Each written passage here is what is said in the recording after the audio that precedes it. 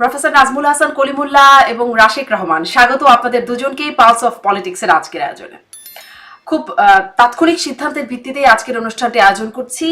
রাশিক রহমান, আপনার একটি Facebook post এবং ডক্টর নাজমুল হাসান কলিমুল্লাহর কাছ থেকে কিছু তথ্য পেয়েই আমি আলোচনা। রাশিক রহমান, আপনি আপনার ফেসবুক পোস্টে লিখছেন যে আলহামদুলিল্লাহ এইমাত্র জানতে পারলাম ভারতে একটি সর্বদলীয় সভা হয়েছে যেখানে সর্বসম্মতিক্রমে জননেত্রী শেখ হাসিনাকে সসম্মানে পূর্ণ নিরাপত্তায় বাংলাদেশে প্রত্যাবর্তন করবার সিদ্ধান্ত গৃহীত হয়েছে। অত্যন্ত গোপনীয়তার সাথে এই গুরুত্বপূর্ণ বৈঠক অনুষ্ঠিত হয়।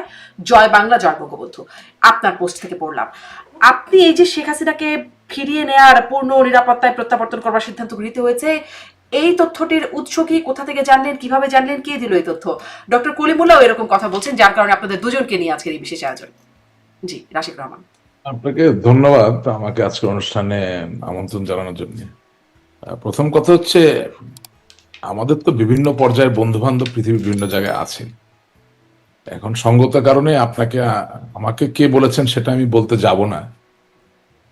তার থেকেও বড় কথা হচ্ছে যে আমার কাছে মনে হয়েছে যে নিউজটা খুবই প্রাসঙ্গিক বর্তমান পরিস্থিতির সাথে। কারণ দিনের শেষে বাস্তবতা হচ্ছে যে বাংলাদেশ বলুন, ভারত বলুন, নেপাল, শ্রীলঙ্কা, মালদ্বীপ, পাকিস্তান, যেই দেশকে আপনি টেনে আনেন না কেন, দিনের শেষে গণতান্ত্রিক অভিযাত্রা, গণতান্ত্রিক মূল্যবোধ সুরক্ষিত না হলে আসলে কেউই তো নিরাপদ না। আর এই দক্ষিণ এশিয়ায় যে কোনো একটি বৃহৎ দেশ, এই ক্ষেত্রে বাংলাদেশ তো বটেই, সেখানে গণতান্ত্রিক মূল্যবোধ বলতে কি বোঝায়? শুধু কি একদিনের নির্বাচন? না।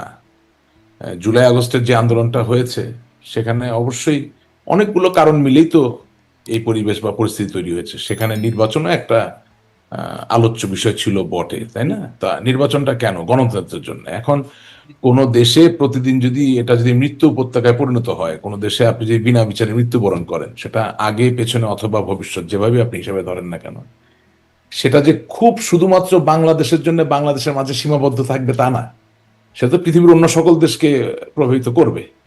সেই জায়গা থেকে আমি যেটুকু খবর পেয়েছি, ভারত একেবারেই সুস্পষ্টভাবে বাংলাদেশের গণতান্ত্রিক অভিযাত্রা অব্যাহত থাকুক এবং সেই অভিযাত্রায় আওয়ামী লীগের মতো একটি বৃহৎ দল সেও অংশগ্রহণ করতে পারুক, এই জায়গাটায় তারা ঐক্যবদ্ধ জায়গায় আছেন।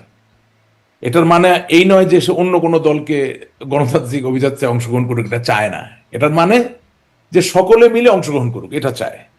তো এটা আবার রিনিউড হয়েছে এবং আমার কাছে মনে হয়েছে যে বর্তমান রাজনৈতিক প্রেক্ষাপটে এটাই তো হওয়ার কথা। কারণ আপনি যদি ভারতের মাননীয় প্রধানমন্ত্রী নরেন্দ্র মোদীর কথা ধরেন, সে তো হাজার হলো একটা ডেমোক্রেটিক্যালি ইলেক্টেড পলিটিক্যাল পার্টির leader. He himself is a democratically elected political soul. So obviously কোনো না কোনো একটা মেকানিজমে কিছুদিন পর পর পলিটিক্যাল কনভিকশন এবং কমিটমেন্টের যেই জায়গাটা, এটা রিনিউয়াল তো প্রয়োজন হবে এবং সেই রিনিউয়ালের জায়গাটাই এখানে এসেছে। এতে এটার সাথে ভারত নির্ভরতা বা দালালি করা বা কারো কাছে নিজেকে বিক্রি করে দেওয়ার কোনোই সম্বন্ধ। রাশিদ রহমান, সেই প্রসঙ্গটি আরেকটু আসবো যে ভারত আসলে মানে এই গণতান্ত্রিক অভিযাত্রায় ফিরবে বাংলাদেশ, এই সিদ্ধান্ত নেবার কে, সেই প্রসঙ্গটাতে আমি পরে আসবো। কিন্তু আমি আসলে একটু বুঝতে চাই যে আসলে এই তথ্যটার উৎস কি। কারণ আওয়ামী লীগ এটি তার অফিসিয়াল ফেসবুক পেজ আছে, তারা বিভিন্ন তথ্য জানায়, সেখানে বলতে পারতো।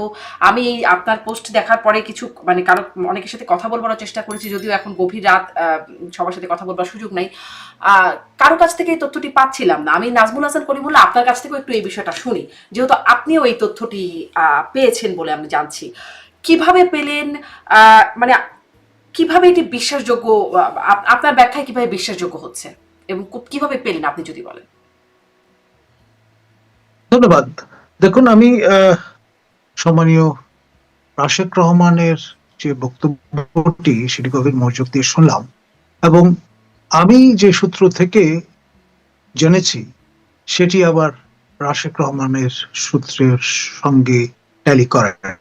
রাশিক রহমান তো সূত্রটা বললেন তবে না, উনি বললেন না। আমি যেটি প্রকাশ্যে বলবো সেটি হচ্ছে তরুণ ঘোষ। তিনি আমার মতো একজন টকশো শিল্পী, ভারতের নাগরিক, এবং আরেকজন, তাকে দুজনকে আমি এ বিষয়ে বলতে শুনেছি ভার্চুয়ালি। এবং তরুণ ঘোষ আরেক ধাপ এগিয়ে বলেছেন যে এই সর্বদলীয় পার্লামেন্টারি যে বৈঠক তার আগে ভারতের মহামান্য রাষ্ট্রপতি মুর্মু তার সঙ্গে মাননীয় প্রধানমন্ত্রী নরেন্দ্র মোদী তিনিও দেখা করেছেন এবং অবহিত করেছেন বিষয়টি। 1, 2, 3 নম্বর যে বিষয়টি সেটি হচ্ছে আপনার ভারত সরোগেট মাদার বা ধাত্রী মাতা হিসেবে ভূমিকা পালন করেছে মহান মুক্তিযুদ্ধের সময়।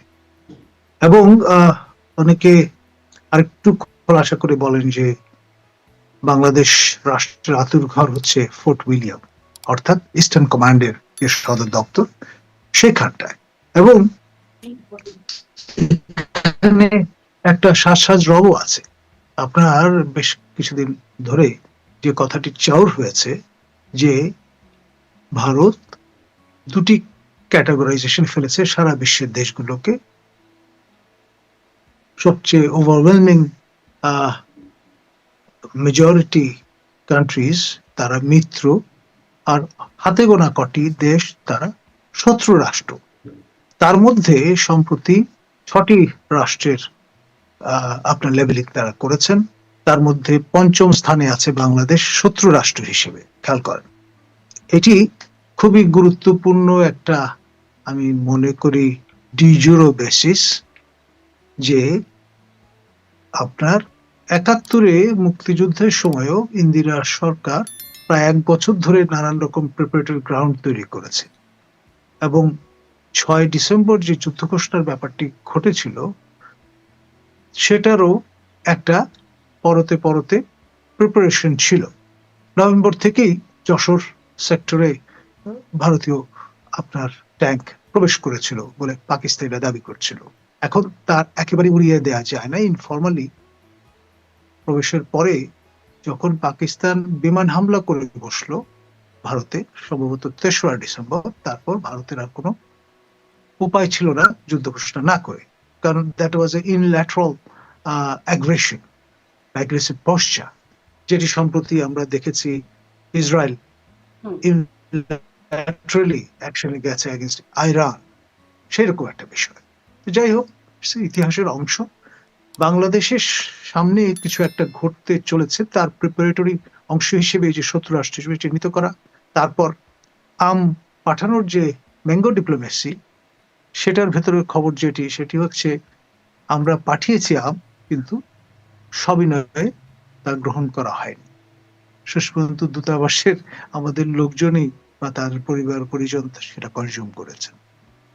জি জি, কিন্তু ওই যে মানে সর্বদলীয় বৈঠকে যে সিদ্ধান্ত হয়েছে বলে বলছেন ডক্টর কলিমুল্লাহ, মানে ভারতের মিডিয়া, তরুণ ঘোষের বরাত আপনি দিচ্ছেন, কিন্তু ভারতের মিডিয়াতে তো আমি অনেকগুলো পত্রিকা মানে মেইন স্ট্রিম দেখবার চেষ্টা করলাম, তারা অপারেশন সিন্দুর নিয়ে কথা বলছেন, ট্রাম্পের পলিসি নিয়ে কথা বলছেন, কিন্তু বাংলাদেশের প্রধানমন্ত্রীকে বাংলাদেশে প্রত্যাবর্তনের বিষয়ে কিছু কথা হয়েছে, সেখানে তো এটি আসছে না। মানে ভারতের মিডিয়াতে আবার অনেক রকম মিডিয়াতে কথাবার্তা হয়, অনেক গুজব হয় ভারতে।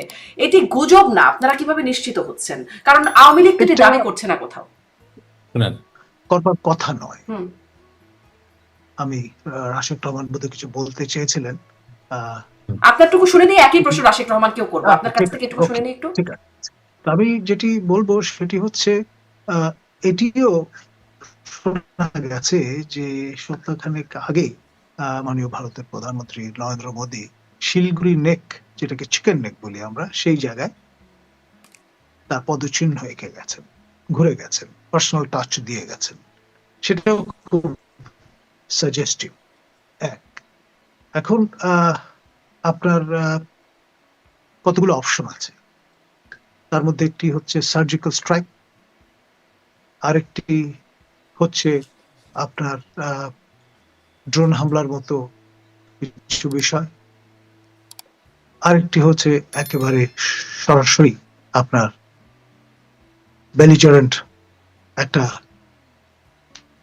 কোশ্চেন নিয়ে এগিয়ে আসা, এবং তার ফলে ডিজুরো বেসিস যেটা অলরেডি তৈরি হয়েছে, শত্রু রাষ্ট্রের বিরুদ্ধে কিন্তু আপনি অ্যাকশনে যেতে পারেন, মিত্র রাষ্ট্রের বিরুদ্ধে নয়।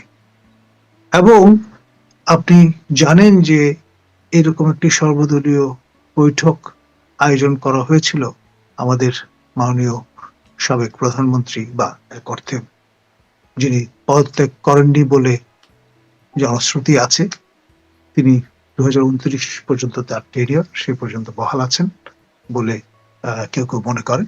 তো সেই বিষয়টা সঙ্গে এটার একটা যোগসূত্র আছে যে তিনি হয়তো পূর্ণ নিরাপত্তা সহ উইথ ডিগনিটি বাংলাদেশে প্রত্যাবর্তন করতে পারেন। এবং সেই সঙ্গে আরেকটি সম্ভাবনা আছে হয়তো যে বর্তমান যে ইউনূস শাহী হুকুমত আছে, এই হুকুমতের আমলে হয়তো নয়, পরবর্তী আরেকটি হুকুমত যেটি আপনি আরো আলোচনার জায়গা তৈরি করছেন যে ইউনূস হুকুমতের আমলে নয়, পরবর্তী, তাহলে পরবর্তী আরো কিছু হবার একটা জায়গা আপনি দেখতে পাচ্ছেন কিন্তু হয়তোবা আগামী মাসে।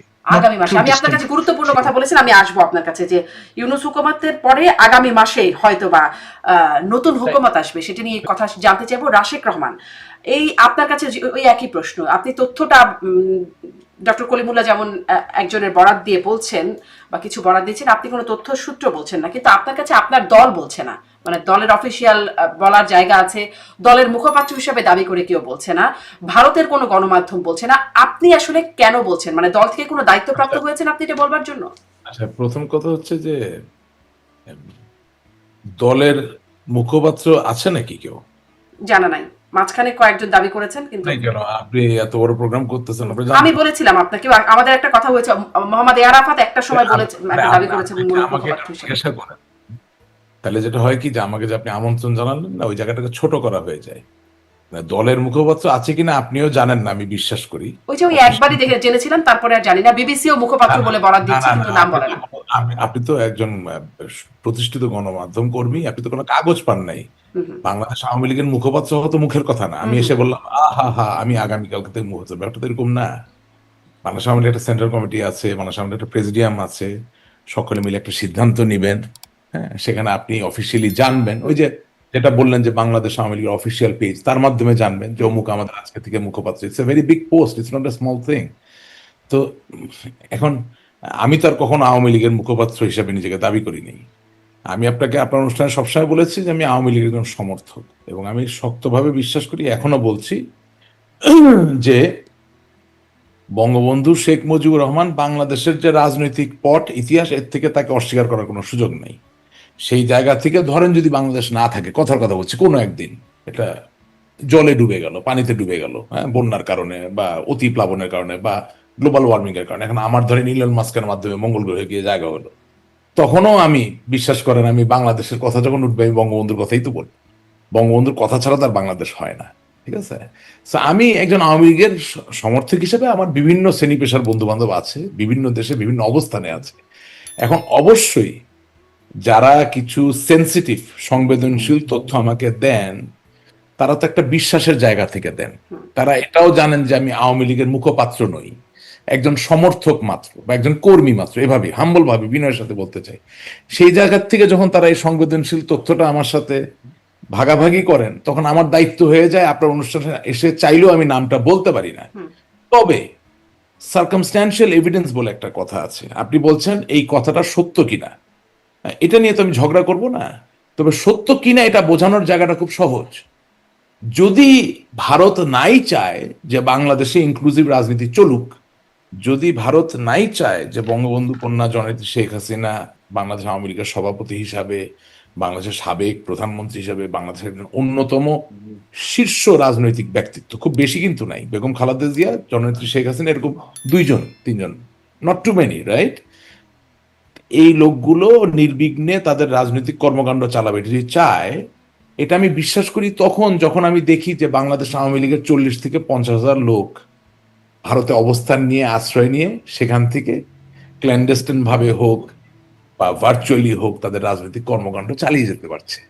সুতরাং ঘটনা যে সত্য, এটা নিয়ে কোনো সন্দেহ থাকার কোনো সুযোগ নাই। কিন্তু আপনি যদি আমাকে জিজ্ঞাসা করেন যে আওয়ামী লীগের অফিসিয়াল ওয়েব পেজে এলো না কেন, আমি তো ভাই জানি না এই ওয়েব পেজ কে চালায়। আপনি জানেন কে চালায় আওয়ামী লীগ থেকে? কাগজ দেখেছেন? সুতরাং ওর এলো না কেন, ওটার উত্তরই তো আমি দিতে পারবো না। আমি তো আপনার অনুষ্ঠানে অনেকবার প্রশ্ন করেছি যে ধানমন্ডি 32 নম্বর ভেঙে দিয়েছে 5 তারিখে, ওটার প্রতিবাদ এসেছে কি অফিসিয়াল ওয়েব পেজে, স্যার আপনি নিজেও খেয়াল করছেন 8 তারিখে। তো 3 দিন এমনই অফিসিয়াল ওয়েব পেজ যে 3 দিন ধরে হয়তো বা প্রতিবাদ জানাইতে পারেনি। এখন ওটার ভিতরে ঢোকা তো আমার কাজ না। আমি আমার নেতা কর্মীর মনটা বুঝি, বেচারারা খুব কষ্টে আছে, ব্যথায় আছে, অত্যাচারিত, লাঞ্ছিত, নির্যাতিত অবস্থায় আছে। সেই অবস্থায় আমার কোনো একজন বন্ধু যাকে আমি মূল্য দিই, যাকে আমি বিশ্বাস করি, তিনি হয়তো বা আমার স্কুলে পড়া বন্ধু নন, আমার রাজনৈতিক ক্যারিয়ারের মাঝেই তার সাথে আমার বন্ধুত্ব হয়েছে। সে যদি স্বতঃপ্রণোদিত ভাবে আমাকে বলে যে এরকম একটা সিদ্ধান্ত হয়েছে বা আমরা তোমাদের পাশে তার আছি, মানে আপনি বিশ্বাসযোগ্য কোনো বন্ধুর সূত্রে আপনি বলছেন যে বিশ্বাসযোগ্য কোনো বন্ধুর সূত্রে পাচ্ছেন। আমার এই প্রশ্নটা একটু শুনেন, তারপর আপনি যোগ করে বলেন। প্রশ্নটা হচ্ছে এই যে তাহলে আপনি বলছেন যে এটা সংবেদনশীল তথ্য, আপনি যে প্রকাশ কেন করছেন? না, আমি প্রকাশ কেন করছি বলছি, এটা একটা মজার ব্যাপার। আপনি আবার হ্যাঁ, এটা ওটা জন্য একটা স্পেস দিতে হবে, বলতেছি। তো যেটা হচ্ছে যে কোনো একদিন নিশ্চয়ই এই বন্ধুর কথা তো আমি বলতে পারবো, এখন তো বলবো না। বললে তো যেটা প্রাসঙ্গিক তথ্য সেটা আমি আর ভবিষ্যতে পাবো না। ওনারও আসলে আমাকে যে তথ্য দেওয়ার কথা তা না, আমি অকপটে স্বীকার করছি, I am acting like a whistle blower. কিন্তু আল্লাহ তাআলা আমাকে রক্ষা করুন, কারণ মাঝে মাঝে হুইসেল ব্লোয়ার তো হতে হয়, আমার দলটার জন্যই তো হতে হবে। আমি তো এই দলটাকে ভালোবাসি। আওয়ামী লীগ নিশ্চিহ্ন হয়ে যাবে, বাংলাদেশের স্বাধীনতার সাথে সম্পর্কিত কোনো দল বাংলাদেশের রাজনীতি করতে পারবেন, এটা তো আর মানতে পারছি না, আপনি যত যা কিছুই বলেন। বা দিনে দুপুরে আপনি নিয়ে রশি দিয়ে ঝুলে রাখবেন, গুলি করে মারবেন, হ্যাঁ, এটা তো আসলে হচ্ছে না, এটা তো মেনে নেওয়া যাচ্ছে না। আপনি 7 জন বীর শ্রেষ্ঠর মূর্তি ভেঙে ফেলতেছেন, আপনি বঙ্গবন্ধুর ভাস্কর্য ভেঙে ফেলতেছেন, আপনি জাতীয় 4 নেতার নাম মুছে ফেলতেছেন। এটা তো রাশেদ রহমান মেনে নিতে পারছে না। হ্যাঁ, আমি নিরুপায়, আমি দুর্বল, ঠিক আছে, আমি শারীরিকভাবে প্রতিবাদ করতে পারছি না, কিন্তু মানসিক জায়গা থেকে কি আমার প্রতিবাদ করার কোনো সুযোগ নাই? বা আমি আপনার অনুষ্ঠানটাকে ব্যবহার করে কি আমার মৌখিক যে প্রতিরোধ সেই জায়গাটাকে আমি জারি করতে পারি না? আমি সেটাই করছি। এখন আপনি যেটা বললেন যে আমি কেন গোপন রাখছি না, আমার জন্য তো খবরটা গোপন না, আমাকে তো কেউ গোপনীয়তার শপথ পড়ায় নাই। আপনি আপনি এক গ্রাম থেকে আরেক গ্রামে গেছেন কোন একটা বিয়ের সম্বন্ধ ঠিক করার জন্য। বিয়ের সম্বন্ধের আলাপটা গোপনে হয়েছে, বিয়ের অনুষ্ঠান তো তার গোপনে হবে না। এটা তো সানাই বাজিয়ে আলতা ফিতা কিন্তু দিয়ে সেই অনুষ্ঠান তো এখনো হয় নাই, মানে না না সেই যে না, আলোচনাটা গোপনীয় সেটাই আপনি বলছেন। এটা বলে কি আপনার দলের লাভ হচ্ছে? একটু একটু কবুল কবুল কবুল 3 কবুল হয়তো বা এখনো বলেন নাই, কিন্তু গান বাজনা তো তার গোপনে হয় না। হ্যাঁ, গায়ে হলুদ তার বিয়ে না, কিন্তু গায়ে হলুদটা তো আয়োজন করেই হয়। এখন আপনি বলতে পারেন যে রাশেদ রহমান আপনার কেন এত আনন্দ লাগলো না? আমার আনন্দ লাগে না, কিন্তু আমি আশান্বিত হয়েছি। কেন আশান্বিত হয়েছি?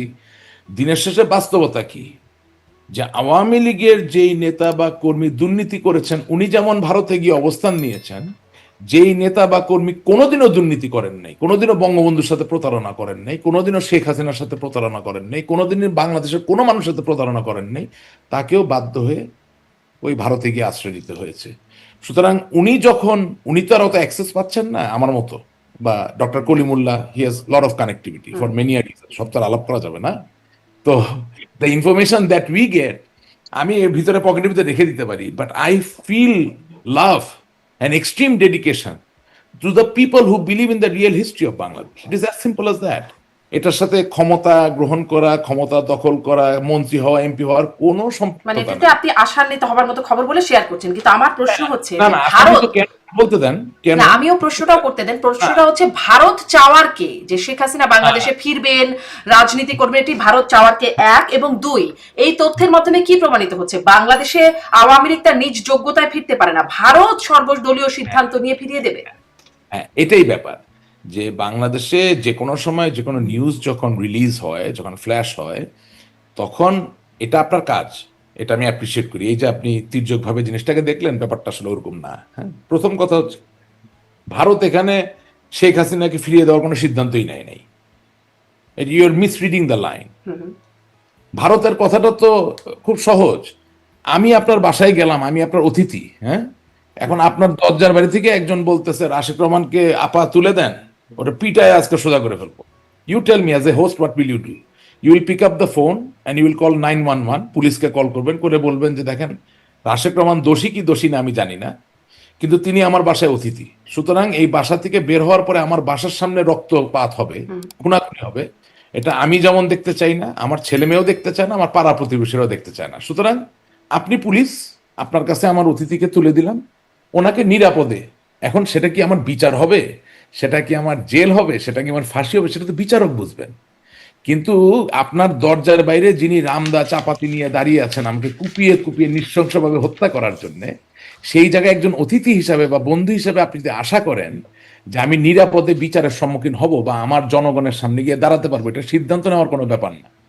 এটা হচ্ছে একেবারে মানবিক একটা ব্যাপার। এটা এটা ভারত বলেন না, এটা পৃথিবীর যে কেউ, আপনি ইংল্যান্ডে বলেন, জিজ্ঞেস করেন যে আপনি কি চান যে শেখ হাসিনা এবং তার দলের নেতাকর্মীরা দিনে দুপুরে মানুষের দ্বারা প্রহিত হয়ে বা প্রস্তরাঘাতে বা নৃশংসভাবে জবাইয়ের শিকার হয়ে মৃত্যুবরণ করুক? কেউ হ্যাঁ বলবে না, সবাই বলবে যে no, we want law to take its own course. So এখানে যেটা বললেন প্রথম প্রশ্ন, এটা এখানে প্রাসঙ্গিক হচ্ছে না। দ্বিতীয় প্রশ্নটা কি ছিল আপনার, যে আমরা কি ভারত নির্ভর কিনা? না, হ্যাঁ, মানে বাংলাদেশ আওয়ামী লীগ নির্যোগ্যতায় পারে না, এটি প্রশ্ন। এবং এইটি প্রশ্ন যে ভারত সিদ্ধান্ত নেবার কে যে বাংলাদেশ প্রত্যাবর্তন করবে। আমি তো আপনার অনুষ্ঠানে এসে বলেছি যে আমাদের ভারত নির্ভরতা সেটা বন্ধুত্বের জায়গা থেকে, সেটা রাজনীতিকে এগিয়ে যাওয়ার জায়গা থেকে হতে পারে না। এটা হলে আমরা ক্ষতিগ্রস্ত হবো। আমি কিন্তু অকপট স্বীকারোক্তি, আমি কিন্তু খুব যে রেখে ডেকে চিন্তা ভাবনা করে নিজের আমি আগামী দিনে আমার ক্যারিয়ার কি, আমি দেশটাকে ভালোবেসে কথা বলি। ভারত আওয়ামী লীগকে তার নিজের শক্তিতে প্রজ্বলিত হতে হবে, এটাই বাস্তব। এবং এই যে সর্বদলীয় সংহতির যে জায়গাটা, যে বাংলাদেশে সকলের অংশগ্রহণের মধ্যে দিয়ে একটা রাজনৈতিক অভিযাত্রা পরিচালিত হোক, এর সাথে আওয়ামী লীগের ভারত নির্ভরতার তো কোনো সম্পর্ক নাই। আমি তো আপনার অনুষ্ঠানে প্রথমে বলেছি যে ভারত চায় একটি সুস্থ রাজনৈতিক প্রবাহ দ্বারা, অর্থাৎ গণতান্ত্রিক প্রবাহ দ্বারা পরিচালিত হোক বাংলাদেশে। কারণ সেটা হলেই যেই ক্ষমতায় থাকুক না কেন, ভারতও এটার থেকে বেনিফিটেড হবে। তো ভারতের স্বার্থপর হওয়ার তো অধিকার আপনি কেড়ে নিতে পারবেন না, সবাই তো সবার স্বার্থ বুঝবে। আজকে মার্কিন যুক্তরাষ্ট্রের পাশে যে মেক্সিকো, একটা প্রতিবেশী রাষ্ট্র, সেখানে যদি মনে করেন গণতান্ত্রিক পদ্ধতি বিরাজ না করে স্বৈর শাসক বসে যায়, এটা কি আপনি মনে করেন মার্কিন যুক্তরাষ্ট্র খুব পছন্দ করবে? করবে না, তারাও গণতান্ত্রিক ধারা চাইবে, তাই না? তো এখন ঘটনা হচ্ছে যে হ্যাঁ, 5ই আগস্টের আগে আমাদের যে অবস্থান ছিল সেখানে ত্রুটি বিচ্ছুতি ছিল। আপনার অনুষ্ঠানে আমি এসে বলেছি, আমি এখনো মনে করি আমাদের ত্রুটিগুলো আমাদের স্বীকার করতে হবে। কিন্তু বর্তমানের যে পরিস্থিতি বিরাজমান, সেখানে কি কোনো ত্রুটি নাই? তা নিশ্চয়ই আছে। আমি এখন এই জায়গায় আরেকটু আপনার কাছে স্পষ্ট হই যে তাহলে মানে, কারণ এই প্রশ্নটা আমি ডক্টর কলিমুল্লার কাছে যে প্রশ্ন করবো তার সাথেও রেলিভেন্ট, যে ভারত আপনি বলছেন সর্বসম্মতিক্রমে জননেত্রী শেখ হাসিনাকে সসম্মানে পূর্ণ নিরাপত্তায় বাংলাদেশে প্রত্যাবর্তন করবার সিদ্ধান্ত মানে গৃহীত হয়েছে, সেই সর্বদলীয় সভায় প্রত্যাবর্তন করার সিদ্ধান্ত নিয়েছেন না। সেটা আমার লেখনীতে দুর্বলতা থাকতে পারে। বেসিক্যালি তারা দেখতে চান, they want this environment to prevail. উনি তো কোনো ক্ল্যান্ডেস্টাইন অপারেশন করবেন না। আমি বুঝতে পারিনি আসলে কি চাই, ভারত কি করছে, আপনি মানে লেখনীতে দুর্বলতা মানে কি? ভারত চাচ্ছে তার প্রতিবেশী দেশে একটি গণতান্ত্রিক আবহ বিরাজমান, জায়গাটা এখানে পরিষ্কার। অবশ্যই ভারত কোনো সামরিক বিমান নিয়ে, সামরিক ব্যক্তিকে নিয়ে, অস্ত্র নিয়ে এসে কাউকে বসাই দিবে না, এই কথা তো আমি লিখতে যাব না, আমি তো উন্মাদ না। এটা ভারত সসম্মানে পূর্ণ নিরাপত্তায় বাংলাদেশে প্রত্যাবর্তন মানে কি? Yes, of course. আমি কি যখন শেখ হাসিনা যখন বাংলাদেশে ফিরবেন, ভারতের পক্ষ থেকে বা আমেরিকার পক্ষ থেকে বা ইংল্যান্ডের পক্ষ থেকে এই আহ্বানটা আসতে পারে না যে ওনাকে পূর্ণ নিরাপত্তা দিবেন? নিরাপত্তা মানে কি? তার তো মানে বাংলাদেশের যে প্রচলিত আইন, কারণ এখন যেভাবে চলছে তার তো তার বিচারের সম্মুখীন হওয়ার কথা। এখন নিরাপত্তার কোনো প্রচলিত আইন নেই, এটা আপনাকে কে বলেছে? না, নিরাপত্তার আইন বলছি, আমি বলছি যে এখন যে প্রচলিত আইন, বাংলাদেশে বিচার কার্যক্রম যেহেতু চলছে, নিরাপত্তার আইনের কথা বলছি না, আমি বলছি যে বিচার কার্যক্রম চলছে যেহেতু, অতএব প্রচলিত আইন অনুযায়ী তার এখন বিচার কার্যক্রম মোকাবেলা করার কথা। বিচার কাজের তো কিছু এক্সট্রাঅর্ডিনারি সাইডও আছে না? আপনি ধরেন, আমি যদি এখন এগুলো বলি অনেকের ভালো লাগবে না।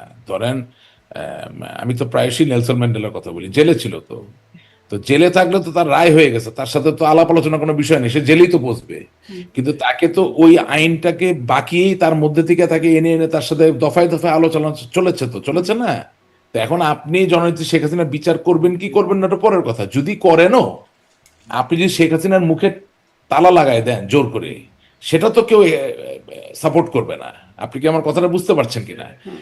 শেখ হাসিনা তো এখনো বলছে কিসের বিচার করেন, বিচার করতে পারলে করেন, প্রমাণ করতে পারলে করেন। উনি তো মোকাবেলা করতে চাচ্ছেন, আমি যা কথাবার্তা যা শুনলাম। কিন্তু আপনি যদি একটা ফার্স তৈরি করেন, মানে একটা সার্কাস তৈরি করেন in the name of A trial, তাহলে তার আপনি ওনাকে আনতে পারছেন না। তো এখন বিদেশি কমিউনিটির একটা অংশ তো ইন্ডিয়া বটে, এটাকে ছোট করে দেখার কোনো সুযোগ নাই। India is the 5th largest military power in the whole world. Not only that, they are now within the first 5 economic powers of the world, correct? And growing. ওই জায়গা থেমে যায়নি, and growing. সেই জায়গা থেকে India as a great international political player, if they expect that there should be a fair trial, there should be fair, equitable তাহলে কি opportunity fair ট্রায়ালের জন্য ইন্ডিয়া বাংলাদেশে ফিরিয়ে দেওয়ার পরিকল্পনা? to express what she wants to do. If they say that as a political party, Awami League, with whom they fought in 1971 to free the country from the clutches of Pakistan, they want the leaders and the workers of Awami League to be able to express their political views and will. There is nothing wrong in it. Nothing wrong বলছেন, কিন্তু আমি আসলে এটি doctor Kalimullah আপনার কাছ থেকেও বুঝতে চাই যে রাশিক রহমান যা বলছেন আপনি কি সেটাই বলছেন কিনা, মানে শেখ হাসিনাকে সসম্মানে পূর্ণ নিরাপত্তায় বাংলাদেশে প্রত্যাবর্তন করার সিদ্ধান্ত গ্রহণ করা হয়েছে। সসম্মানে পূর্ণ নিরাপত্তায়, সসম্মানে মানে কি তাকে কি বিচার মোকাবেলা করার জন্য মানে পাঠানোর সিদ্ধান্ত হয়েছে? আমি আসলে এটি একটু ডক্টর কলিমুল্লাহ আপনার কাছ থেকেও বুঝতে চাই, মানে সসম্মানে মানে সম্মানীয় রাশিক রহমান যে বক্তব্যটি বা বিশ্লেষণ বা ব্যাখ্যান যেটি হাজির করেছেন তার সঙ্গে আমি কমপ্লিমেন্ট সাপ্লিমেন্ট দ্বিমত করছি না। এক যে বিষয়টি সেটি হচ্ছে উইথ ডিগনিটি, সম্মানের সঙ্গে সেলফ রেসপেক্ট বলে একটা বিষয় আছে। খেয়াল করে দেখেন আপনার আমাদের মাননীয় সাবেক প্রধানমন্ত্রী বা এখনো কেউ কেউ বলেন যেহেতু তিনি পদত্যাগ করেননি বা তার পদত্যাগপত্র পাওয়া যায়নি, সেটা নিয়ে একটা ধোঁয়াশা আছে, সেটা নিয়েও ঝামেলা আছে।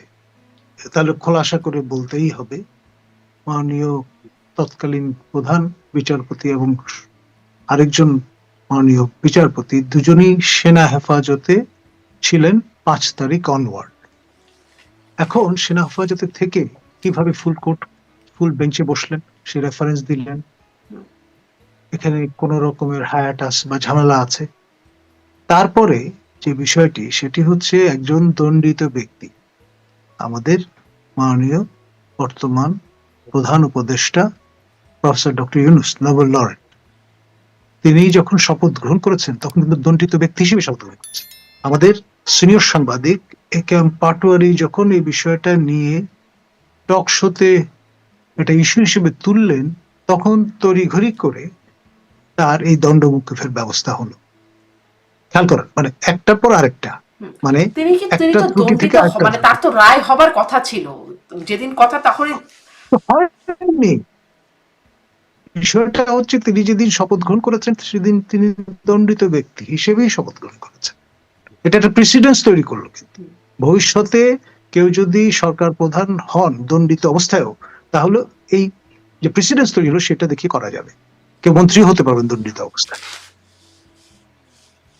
আইনের যে প্র্যাকটিস, যে আপনি যদি পুরনো কোনো দৃষ্টান্ত দেখাতে পারেন এট হোম অর অ্যাব্রড, তাহলে সেটি দিয়ে আপনি ভবিষ্যতে একই ধরনের কাজ করতে পারবেন। স্পিরিট অফ দ্য ল তাই বলে। মানে তাহলে ওই যে সসম্মানে এখানে নানান রকমের গোজামিল আছে, এখানে নানান রকমের গোজামিল আছে, মানে পটভূমিতে সেই বিষয়গুলো ফোরফ্রন্টে আসবেই। কদিন লুকিয়ে রাখবেন? কদিন আপনি কোর্সিভ একটা স্টাইলে সবার মুখ বন্ধ করে রাখবেন? সেটা তো সম্ভব হবে না। আপনার বাক স্বাধীনতা বলতে একটা বিষয় আছে, তাই না? এখন ধরুন রাশিক রহমান দেশের বাইরে আছেন, তিনি যতটা ফ্রিলি কথা বলতে পারছেন, আমি হয়তো অতটা ফ্রিলি কথা বলতে নাও চাইতে পারি, মানে কিন্তু বিষয়টা ফ্রিলি কথা বলতে চাইতে মানে ভয় কিসের? ভয় ডেফিনেটলি আছে। আপনার যে কোনো সময় আমার শ্রদ্ধেয় জ্যেষ্ঠ সহকর্মী প্রফেসর আবুল বারকাতকে কদিন আগে কথা নেই বার্তা নেই মাঝরাতে তুলে নিয়ে যাওয়া হয়েছে। শিক্ষক মানুষ, সেই ভয়টা আপনারও আছে। আচ্ছা, আপনি বলছিলেন, জি সেটি ভয় বুঝলাম, স্পষ্ট একদম, মানে তাকে সসম্মানে ফেরানোর পরিকল্পনাটা কিরকম? আপনি বলছিলেন যে ডক্টর ইউনূসের হুকুমতে না হলেও হয়তো আগামী মাসেই, সেই বিষয়টাকে একটু স্পষ্ট করবেন, মানে কি আগামী মাসে কি? দেখুন, আপনার যে অবস্থাটা তৈরি হয়েছে গোপালগঞ্জে, এটা কি মেটিকুলাস ডিজাইনের অংশ না? এই প্রশ্নটা কেউ কেউ তুলছেন। আবার কেউ কেউ বলছেন যে মাস্টার মাইন্ড যারা, তারা হোমওয়ার্ক করেই গিয়েছেন বাঘের মতো তর্জন গর্জন করতে করতে। আবার ফিরবার সময় আমরা দেখলাম মার্জার বা বেড়ালের মতো সাজোয়া জানে মাথা নুইয়ে ঢুকে পড়ছে। মানে তাদের সেই মর্দানি আর অবশিষ্ট নেই। তো এই বিষয়গুলো এবং তার প্রতিক্রিয়ায় জেলা প্রশাসন যে ব্যর্থতার পরিচয় দিলেন, ব্রিটিশ আমল বলুন, পাকিস্তান আমল বলুন, বাংলাদেশ আমল বলুন, সবসময় আমরা দেখছি জেলা প্রশাসন কোনো গোলমালের আশঙ্কা করলে তৎক্ষণাৎ 144 ধারা জারি করার ঘোষণা দিয়ে দেন। এখানে ট্যাগিং এর ভয়ে জেলা প্রশাসন আপনার সেটা থেকে বিরত থাকলেন, এবং আপনার যখন লাইভ অ্যামুনিশন ব্যবহার হলো, মানুষের মৃত্যু ঘটলো, তারপর তার 144 ধারা জারি করলেন, দায় সারলেন। তারপর আবার সেটাতেই শেষ হলো না, বিষয়টা সান্ধ্য আইন জারি করা হলো, এবং সান্ধ্য আইন জারি করে সেটা আবার এক্সটেন্ড করা হলো, তারপর আবারও 144 ধারা জারি করা হলো, এবং তারপর হুট করে আবার এই যে মেসেজটা কিছু কিছু ক্ষেত্রে চাউর হয়েছে, ফলে তড়িঘড়ি করে আপনার যেখানে পিনাকি ভট্টাচার্য প্যারিসে বসে একটা পরিকল্পনা আনফোল্ড করলেন যে হে গোপালগঞ্জবাসী, তোমরা মেইন স্ট্রিমের সঙ্গে যদি যুক্ত হতে চাও, this is almost like last call, এখনই সময়, তোমরা রাজি হয়ে যাও, আর তা না হলে তোমাদের বিরুদ্ধে অবরোধ রচনা করা হবে 1 মাসের জন্য, খাদ্য সরবরাহ বন্ধ করে দেওয়া হবে, ওষুধপত্র যাবে না, বিদ্যুৎ, জল, গ্যাস সব বন্ধ করে দেওয়া হবে, যে সরকারি দপ্তরগুলো আছে সেখানে যারা সেবা দান করছেন তাদের সবাইকে উইথড্র করে নিয়ে আসা হবে, এবং যেটাকে আমরা কোস্ট আর্থ পলিসি বা পোড়ামাটি নীতি বলি সেটি অবলম্বন করা হবে। 1 মাস সময়ের মধ্যে যারা বেরিয়ে আসবেন তারা আর কখনো ফেরত যেতে পারবেন না, এবং 1 মাস পরে যেটি হবে সেটি হচ্ছে এই অঞ্চলের নামও পাল্টে দেওয়া হবে। গোপাল নামটার সঙ্গে ঠাকুরের একটা সংস্পর্শ আছে, সনাতন ধর্মাবলম্বীদের একটা বিষয় আছে, মধুয়া সম্প্রদায়ের একটা সংশ্লেষ আছে, সুতরাং এটাকে চিরতরে কবর দিয়ে সেখানে হয়তো একটা আরবি বা ফার্সি নামের কোনো গঞ্জ জুড়ে দেওয়া হবে। যেমন পাকিস্তানিরা নেত্রকোনা বা এইসব আশপাশের অঞ্চলগুলোকে কোনটার নাম দিয়েছিলেন নেসারাবাদ, কোনটার নাম দিয়েছিলেন কায়দাবাদ, সেরকম একটা ইসলামীকরণ চলবে। এই হুমকি দেওয়ার পর আমরা দেখলাম খুব তড়িঘড়ি করে সান্ধ্য আইন, তারপর যেটাকে বলে 144 ধারা জারির যে বিষয়টা সেটা উবে গেল। এই যে সর্বশেষ হঠাৎ করে আপনার 180 ডিগ্রি সমারসল্টে চলে যাওয়ার যে দৃষ্টান্তটা প্রশাসন দেখালো, এর সঙ্গে এই সর্বদলীয় ঐকমত্যের একটা সম্পর্ক থাকলেও থাকতে পারে।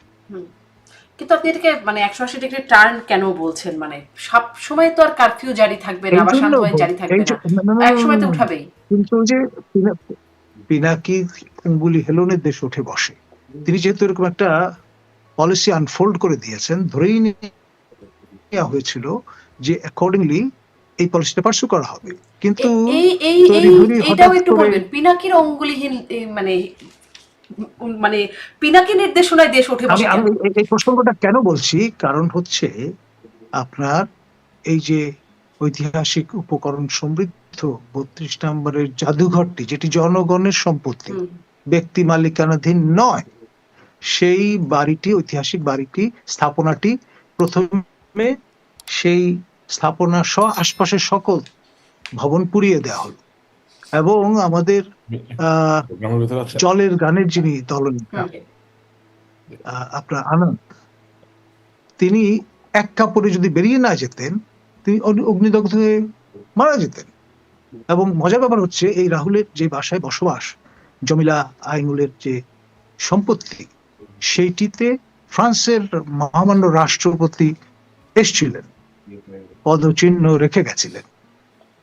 সেই সূত্র ধরে রাহুল ফরাসি দূতাবাসে শরণাপন্ন হন এবং রাজনৈতিক আশ্রয় নিয়ে প্যারিসে উপনীত হন, যেখানে এর আগের রেজিমের সময় পিনাকি ভট্টাচার্য রাজনৈতিক আশ্রয় নিয়ে অবস্থান করছিলেন।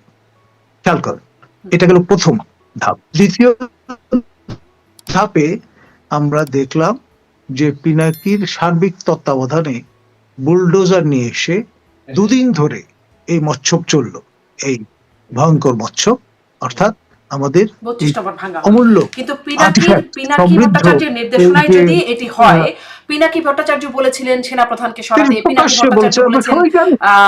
রাষ্ট্রপতিকে সরাতে, তা তো হয় নাই। কিন্তু সেটি আলোচনাটা না হয় না, আরেকদিন করবো। চেষ্টা আমি করছেন, আসলে এটি একটু বুঝতে তিনি চাই যে চেষ্টা করে যাচ্ছেন। ভারত পূর্ণ নিরাপত্তায় কিভাবে বাংলাদেশে শেখ হাসিনাকে ফিরাবে, ভারত কিভাবে নিরাপত্তা দেবে, ভারত কিভাবে ফেরাবে?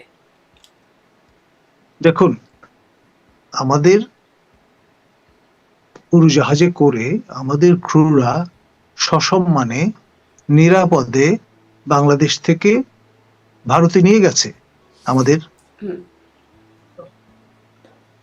সেই সময়কার প্রধানমন্ত্রী শেখ হাসিনাকে, এবং নিরাপদে আবার সেই উড়োজাহাজ ফিরে এসেছে। ভারতের সহযোগিতা ছাড়া, ভারতের অনুমতি ছাড়া বাংলাদেশের একটি সামরিক বিমান আপনার ভারতের আকাশসীমায় প্রবেশ করতে পারবে? কখনোই না, কশ্চিনকালেও না, অনুমতি ছাড়া সম্ভবই না। কিন্তু সেটা তারা করেছেন, এবং পূর্ণ নিরাপত্তা দিয়েই সেই বিমানটিকে একটি বিমান ঘাঁটিতে অবতরণ করানো হয়েছে দিল্লির সন্নিকটে। এসবই তো আমাদের চোখের সামনে ঘটেছে। আর সেই সময় খেয়াল করবেন, বাংলাদেশ কোনো সরকার ছিল না। 5 থেকে 8 তারিখ এই সময়টায় কোনো সরকার ছিল না। মহামান্য রাষ্ট্রপতি ছিলেন একমাত্র বৈধ প্রতীক রাষ্ট্রের।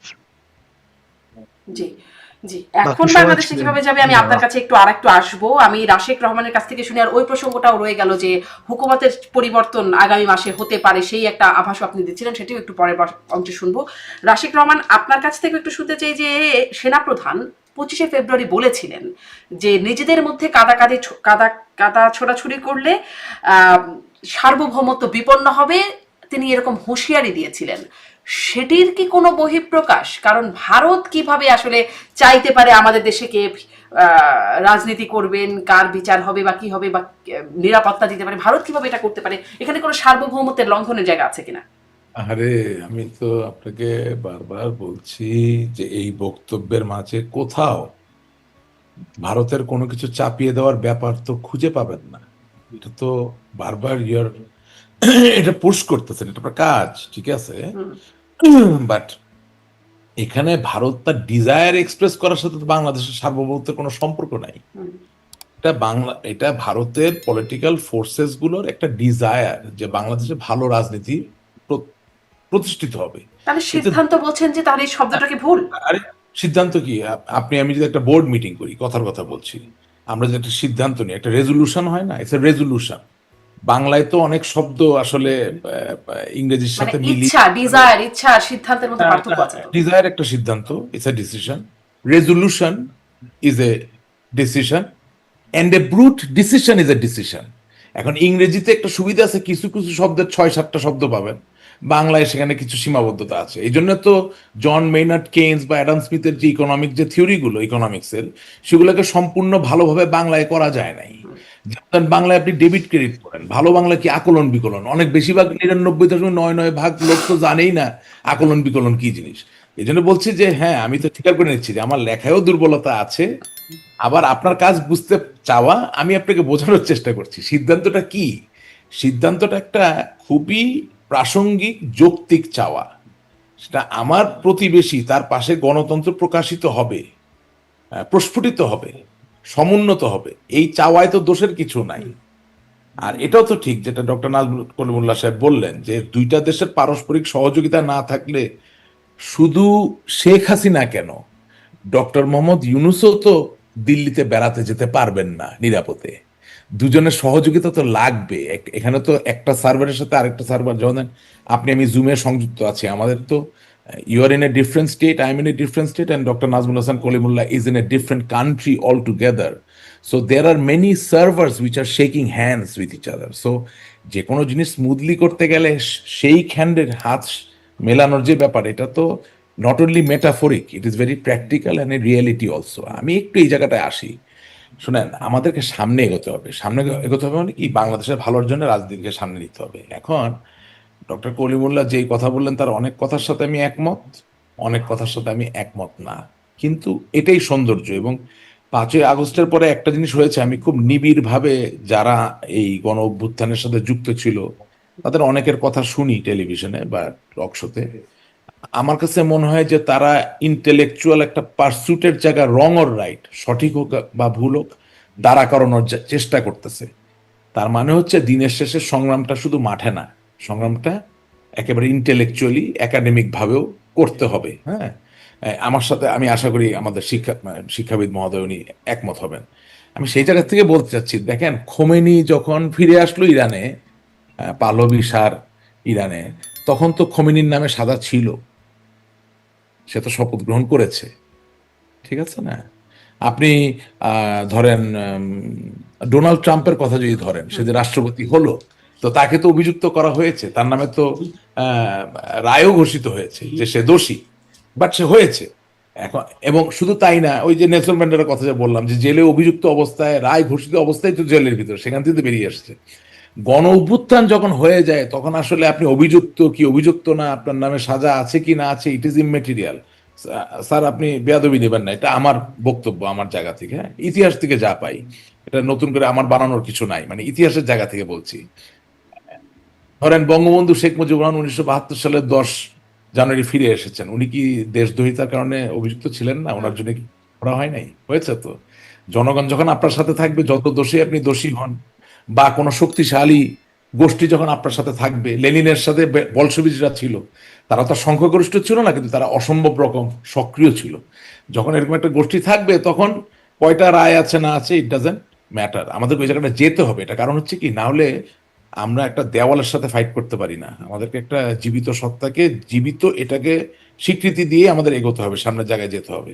আবার দেখেন, আপনি যদি রাশিয়ান কমিউনিজমের উদাহরণ ধরেন, তাহলে এই যে পেরেস্ত্রয়কা, এই যে ডুমা, যেখানে দাঁড়িয়ে বড় বড় বক্তব্য এই কমিউনিস্ট পার্টির লোকরা দিত, যেটা চির অম্লান ভাষ্যর একটা আইডিয়া, কার্ল মার্কসের কমিউনিজম, হ্যান ত্যান, অল দিস।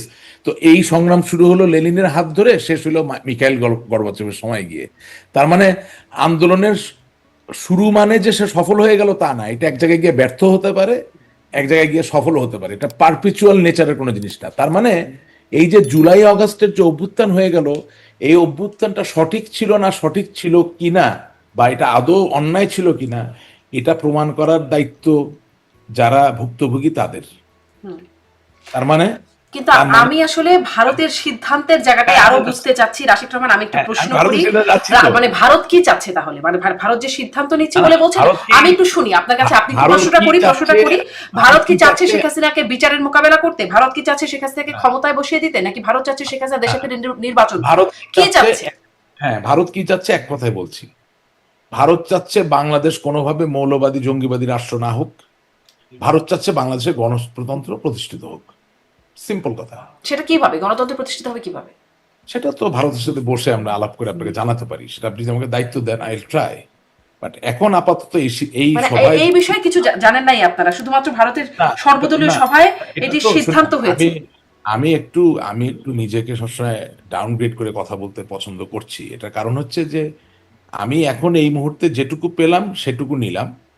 এই যে আপনার সাথে কথা বললাম, অবভিয়াসলি আমার বন্ধুদের সাথে তো আবার কথা হবে, তাদেরকে জিজ্ঞাসা করবো যে দেখেন আমরা তো এই প্রশ্নের সম্মুখীন হচ্ছি, আপনারা কি বলেন, বিশ্লেষণটা নিব। বাট এখনকার জন্য ব্যাপারটা পরিষ্কার, দুটো জিনিস। একটা হচ্ছে ভারত, ভারত বলে না, যে কোনো দেশই কখনো চাবে না তার প্রতিবেশী রাষ্ট্র মৌলবাদী বা জঙ্গবাদী হয়ে যাক, কোন রাষ্ট্রই চাবে না তার প্রতিবেশী রাষ্ট্রতে গণতন্ত্র বিকশিত না হোক।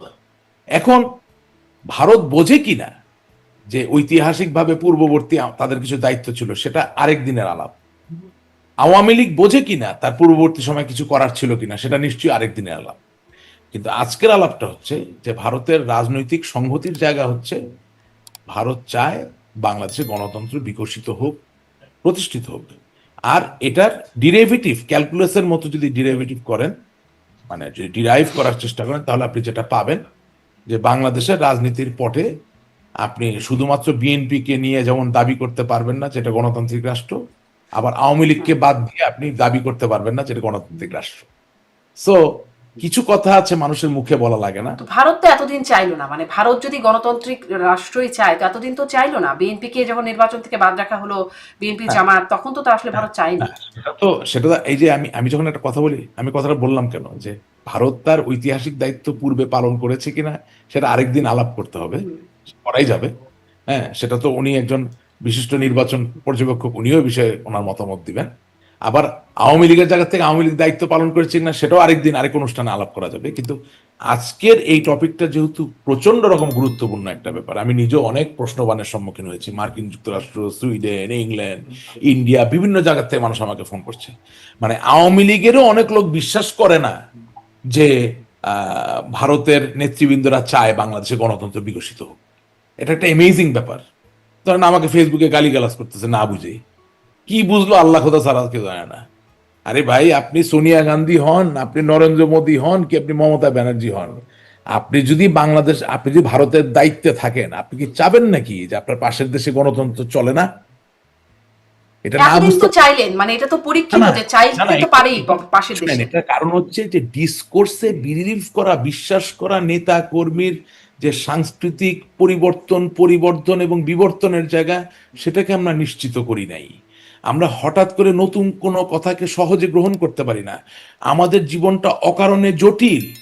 শুনেন, বাংলাদেশের এখন এমন এক অবস্থা, বাংলাদেশের এই সময়ে যদি নিজামুদ্দিন আউলিয়া জন্মগ্রহণ করতো ডাকাত হিসাবে, মানে ডাকাত নিজামুদ্দিন হিসাবে, আপনি লিখে রাখেন আমার কাছ থেকে, উনি আউলিয়া হতে পারতেন না। কারণ ডাকাতের সংখ্যা এত বেশি হয়ে গেছে। এই নিজামুদ্দিন যখন ডাকাতির থেকে নাম খারিজ করতেন, কেটে দিতেন, তখন অন্য ডাকাতরা এমন গালিগালাজ করতো, সে চিন্তা করতো বাবা আমার আউলিয়া হওয়ার দরকার নেই, আমি ডাকাত ছিলাম, ডাকাতই থাকি। ব্যাপারটা হচ্ছে যে এই দেশে সুস্থ স্বাভাবিক যুক্তিসঙ্গত কোনো কথা তো আপনি কোথাও বলতে পারছেন না। আপনি না তত্ত্বাবধায়ক এই সরকারের সাথে বলতে পারেন, না আপনি বিএনপির সাথে বলতে পারেন, না আপনি আওয়ামী লীগের সাথে। আমি আপনাকে একদম অকপট একটা কথা বলি, অনেকে পছন্দ হবে না কথাটা। আপনি সারাদিন ডক্টর ইউনূসকে গালি দেন, দিতে পারেন, এটা তো আপনার গণতান্ত্রিক অধিকার।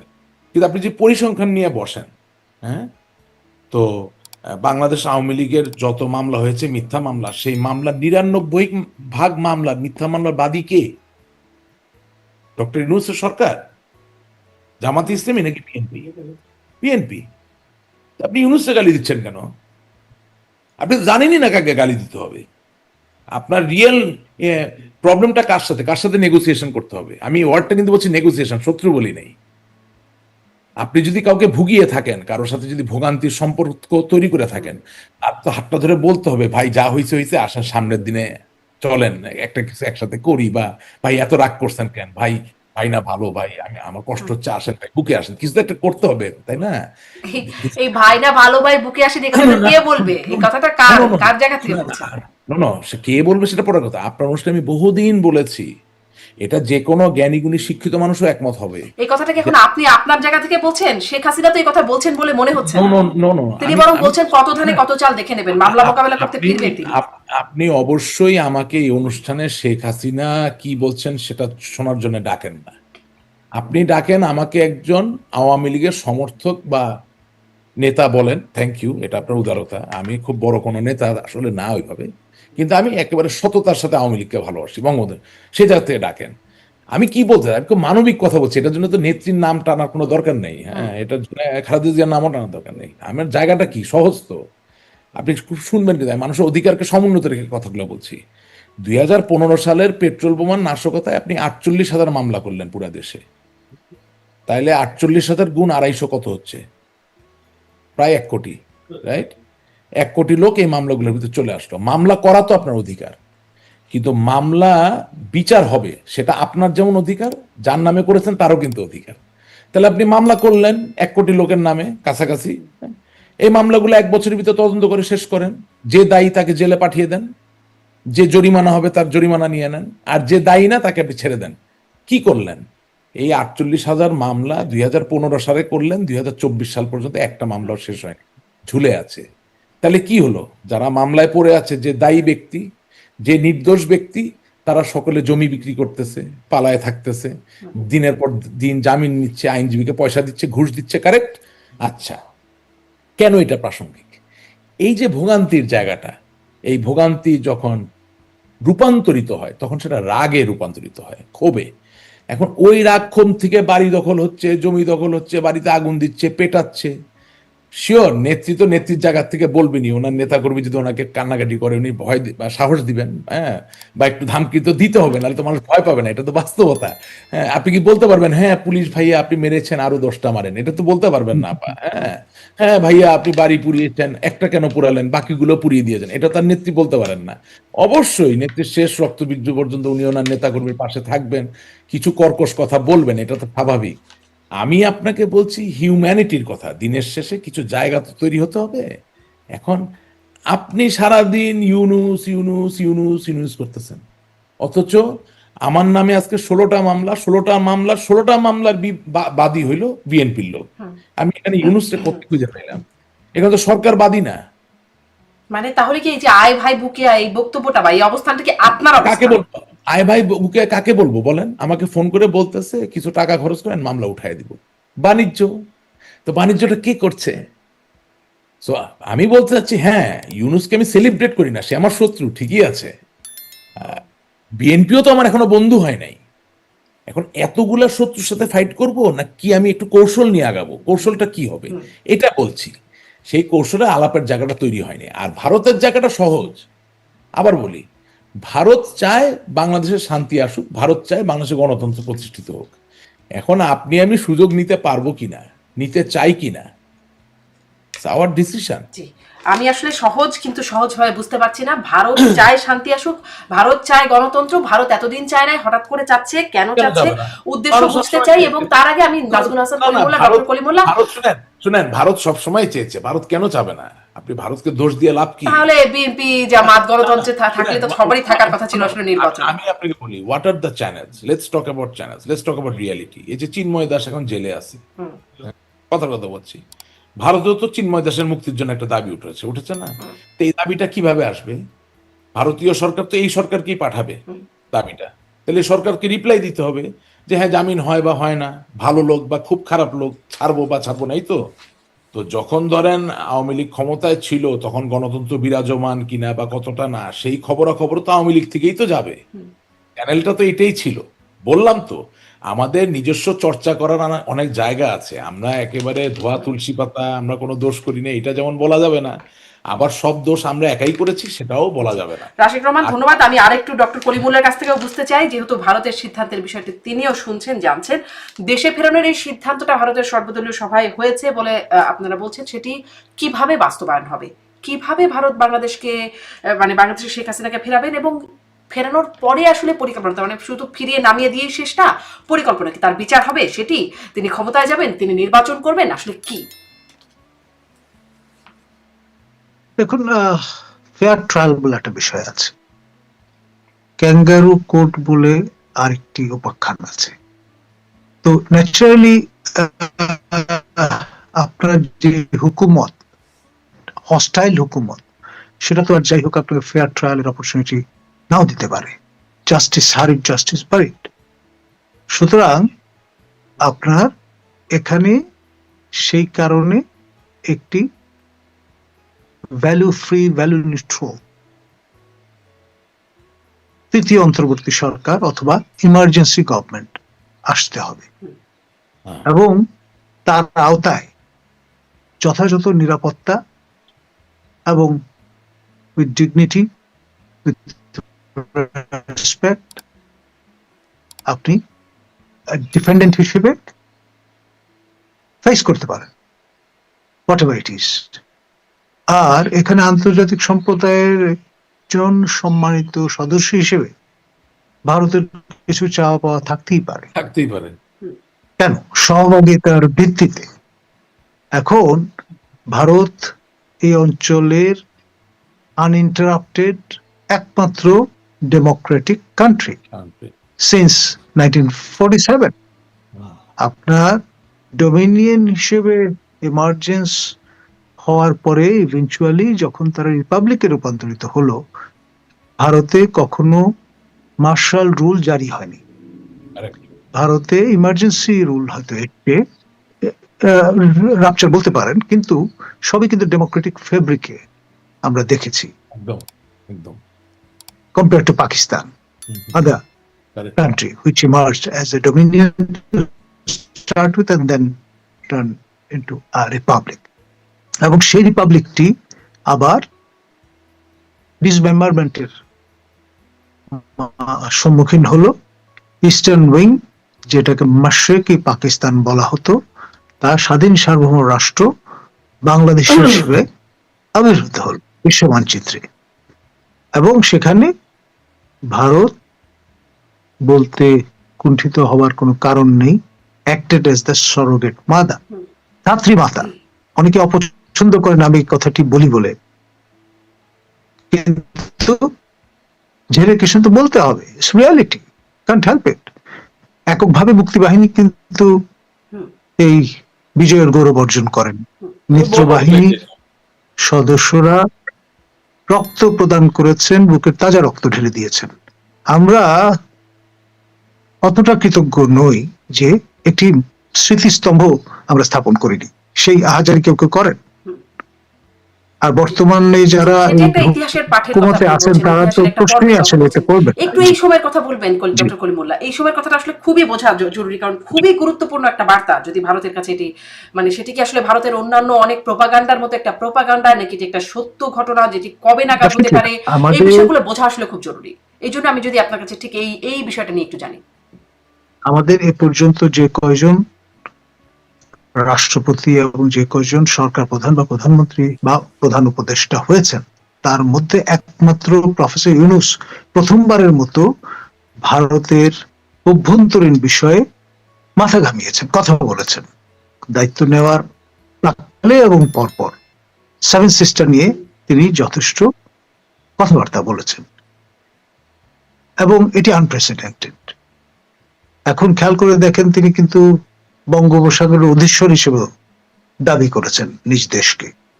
এখন বিশাল যে তটরেখা বঙ্গোপসাগরে, তার কিয়দংশ মাত্র আমাদের জলসীমার মধ্যে পড়ে। আর আপনি যদি যে সমুদ্র বিজয়ের কথা আমরা বলি, সেটা কিন্তু স্ট্রেট লাইন না, একটা ত্রিভুজের মতো, উল্টো ত্রিভুজের মতো অবস্থান। দক্ষিণেও কিন্তু ভারত, আন্দামান নিকোবর আইল্যান্ডস বঙ্গোপসাগরে, উত্তরে ভারত, পূর্বে ভারত, পশ্চিমে ভারত, চারদিকে ভারত। তো সেই কারণে এরকম একটি অবস্থায়, এবং যেখানে প্রায় সর্বত্রই জলস্থলে অন্তরিক্ষে ভারতের সঙ্গে আপনার অভিন্ন সীমান্ত, সেখানে আপনি ভারত ফ্যাক্টরটা ইগনোর করে কিভাবে এককভাবে টিকে থাকবেন, জাহির করবেন? একটা ব্যাপার আছে স্যার, কিছু মনে না করলে একটু না, আমরা তো আমি আসলে খুবই বারবার আপনাদের কাছে অনুরোধ করছি, আমি প্রেজেন্ট কনটেক্সটটা বুঝতে চাচ্ছি, প্রেজেন্ট যেই সেটির বিষয়ে বুঝতে চাচ্ছি। জি, রাশিক রহমান যোগ করবেন। একটা জিনিস, দিনের শেষে এটা বাংলাদেশ আওয়ামী লীগ বিএনপি বলে না, বাংলাদেশ বলে কথাটা বলছি। ধরেন প্রত্যেকটা ন্যারেটিভে মার্কিন যুক্তরাষ্ট্রকে প্রতিপক্ষ করে ফেলে, আবার কিছু কিছু ন্যারেটিভে ভারতকে প্রতিপক্ষ করে আসলে দিনের শেষে আমাদের স্বার্থ সংরক্ষিত হয় না। দিনের শেষে আমি একেবারে খুব লেম্যানস এক্সাম্পল দিতে চাই, খুব টার্সিয়ারি লেভেলের এক্সাম্পল দিব না। আপনি চিন্তা করেন যে 1945 এর সেকেন্ড ওয়ার্ল্ড ওয়ারে হিরোশিমা নাগাসাকির এনোলা গে এবং ফ্যাট বয়, এই দুইটা নিউক্লিয়ার উইপেনের এক্সপ্লোশনের মধ্য দিয়ে জাপান যেই অ্যাট্রোসিটির সম্মুখীন হয়েছে, যার জন্য তাদেরকে তাদের supreme commander the emperor himself Hirohito had to surrender. সেই জায়গা থেকে জাপান কিন্তু যার কাছে সারেন্ডার করলো, তার হাত ধরেই আজকে ওয়ার্ল্ডের 3 নাম্বার লার্জেস্ট ইকোনমি, কিছুদিন আগেও 2 নাম্বার লার্জেস্ট ইকোনমি ছিল, ঠিক আছে না? আবার আপনি যদি কোরিয়ান পেনিনসুলায় চলে যান, তাহলে সাউথ কোরিয়া আমেরিকা হাত ধরে যেই জায়গায় পৌঁছিয়েছে উন্নতির চরম শিখরে, ঘরে ঘরে স্যামসাং বলেন, হাউন্ডাই বলেন, it is there, it is evident, right? আমি কথাগুলো বলছি কেন? আমি বলছি এই কারণে যে আপনার তো দেশ কারো কাছে বিক্রি করার দরকার নাই, কিন্তু আপনার আবার যেসব দেশ পরাক্রমশালী, ওদের ইগোতেও তো আবার হার্ট করার দরকার নাই।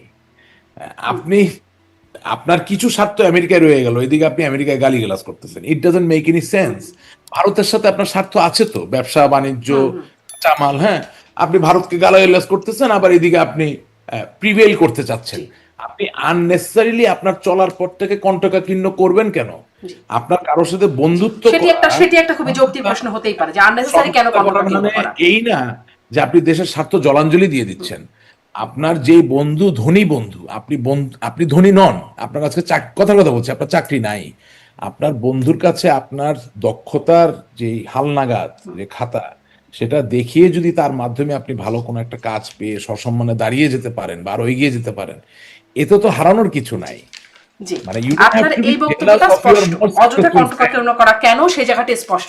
আমি ডক্টর কলিমুল্লাহ এই জায়গাটা একটু খুব আমি মানে খুব এই জায়গাটি স্পষ্ট হতে চাই, আর কিছু অন্যদিকে না গিয়ে যদি এই জায়গাটি বলেন, ভারত কিভাবে শেখ হাসিনাকে ফেরানোর পরিকল্পনা করছে, সিদ্ধান্তটা ভারতের কিরকম, কবে নাগাদ সেটি করবে এবং কি উদ্দেশ্যে সেটি করবে, মানে আমি একদম উদ্দেশ্য বলতে মোটা দাগে উদ্দেশ্য না, সুনির্দিষ্ট উদ্দেশ্য জানতে চাই। তাকে বিচারের মুখোমুখি করা, তাকে মানে যে প্রশ্নটি করছিলাম, ক্ষমতা, বিচার বা নির্বাচন, কি উদ্দেশ্যে?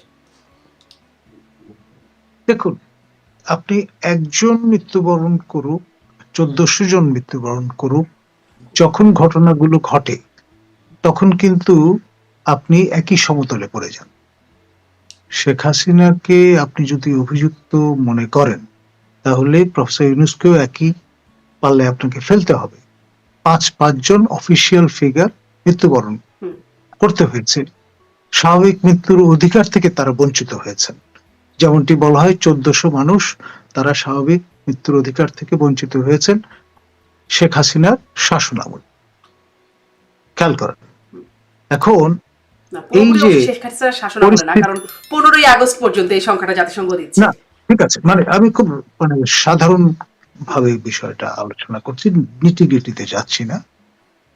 কারণ ওই দায় আবার প্রফেসর ইউনূসের, যখন তিনি 8 তারিখে শপথ গ্রহণ করেছেন, 8ই আগস্ট থেকে 15ই আগস্ট, এই সময়টা দায় পরিপূর্ণভাবে তার। তো ফলে আপনি সংখ্যাতাত্ত্বিক বিচারে যদি যান, তাহলে হয়তো 19-20 হবে, এটা নিয়ে আমি ডিবেটে যাব না। কিন্তু আপনি কিন্তু একই সমতলে দাঁড়িয়ে গেলেন, তখন আপনি জাস্টিফাই করবেন কি করে? এই বিষয়টা কিন্তু আসবে। আর সেখানে আপনার অভিযোগ যদি ওঠে ক্রাইম এগেইনস্ট হিউম্যানিটি, আপনি ডিফেন্ড করবেন কি করে? আপনি নোবেল লরেট হতে পারেন, সেটা এক বিষয়। আমাদের শেখ হাসিনার শাসনামলেই আমরা এই ন্যারেটিভটা শুনেছি যে একজন নোবেল লরেট বেলারুসে তিনি বিহাইন্ড দ্য বার আছেন। কেউ তো আইনের ঊর্ধ্বে নন। প্রফেসর ইউনূস কি আইনের ঊর্ধ্বে? অবশ্যই না। তো ফলে এই যে অ্যাকাউন্টেবিলিটি যে ইস্যুটা, একটা অনির্বাচিত সরকারের অধীনে আমরা এখন আছি, ম্যান্ডেটবিহীন সরকারের অধীনে আমরা শাসিত হচ্ছি। এটি অনেকের পছন্দ হচ্ছে না, ভালো লাগছে না, না লাগতেই পারে। সেই কথা বলবার অধিকারটুকু এখন নেই। কিছু বললেই লোকজন হামলে পড়ছেন। তো এখানে ভারত কি করবে? এবং মগের মুল্লুকের ইংরেজি সংস্করণ ঘটেছে, মব ভায়োলেন্স। এবং সেখানে যেহেতু ধাত্রী মাতার ভূমিকায় ছিল ভারতেই রাষ্ট্রের ভূমিষ্ঠ হওয়ার ক্ষেত্রে, সুতরাং পার্টলি ভারতেরও দায়িত্ব আছে। ভারতের সৈন্যরা রক্ত দিয়েছে, তখন সেটা থাকতে পারে, কিন্তু এখন তো স্বাধীন সার্বভৌম রাষ্ট্র। এখন এই রাষ্ট্রে কি হবে, কার বিচার হবে, নির্বাচন কবে হবে বা কি, সেটা সিদ্ধান্ত নেবে Bangladesh.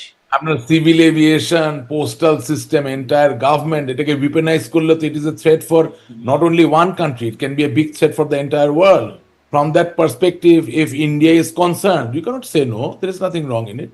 Why only India? Any other country can be concerned. But all we are trying to say, India will be concerned because it is the closest neighbor that Bangladesh has. Concern হয়ে ইন্ডিয়া কিভাবে করবে সেই বিষয়টা কি স্পষ্ট? সেটা কিভাবে করবে কি, আমি তো আপনাকে বললাম, আমি বললাম ডিজায়ারের জায়গায় আমাদের ডক্টর নাজমুল হাসান কলিমুল্লাহ, উনি হয়তো আর একটু ডিটেইল জানেন, বাট দিনের শেষে বাস্তবে ডিজায়ার করাটা তো দোষের কিছু না। এখন কিভাবে করবে মানে কি, উনি কি কোনো ক্ল্যান্ডেস্টাইন অপারেশন করবে? না, আমি বিশ্বাস করি না, করবে না। ক্ল্যান্ডেস্টাইন অপারেশন করা লাগে না।